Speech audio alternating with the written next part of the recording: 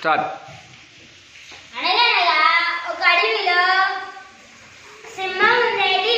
దానికి అత్యాశ ఎక్కువ ఉండేది.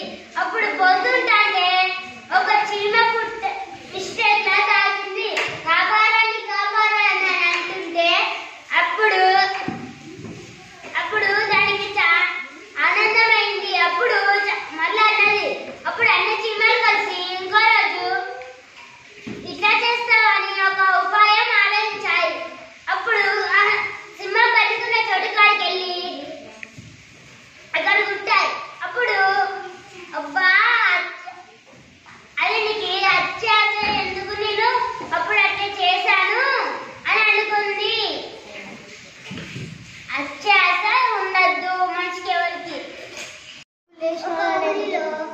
ఒక రాము వేణు అనే ఇద్దరు స్నేహితులు ఉండేవారు.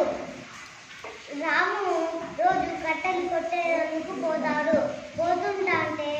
అప్పుడు కట్టెలు కొడుతుంటే అనుకోకుండా గొడ్డలి జారి నదిలో పడ్డది. నది దేవతని కోరుకొని నది దేవత ప్రత్యక్షమవుతుంది. అప్పుడు నీకు ఏం కావాలి, నీ గొడ్డలి బంగారు గొడ్డలి చెప్తుంది. ఫస్ట్ ఇది నీవేనా గొడ్డలి అంటే ఇది నాది కాదు అని అంటుంది.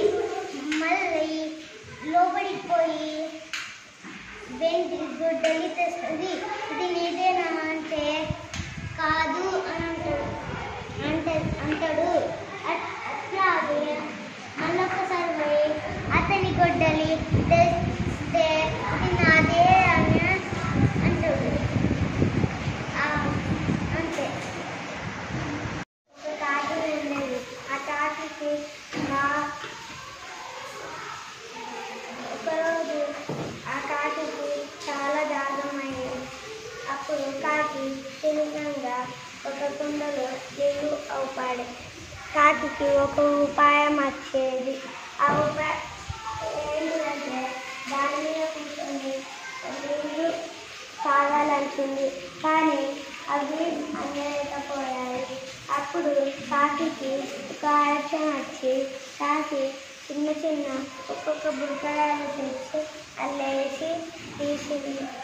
అవి తెచ్చి నీళ్ళలో వేసింది.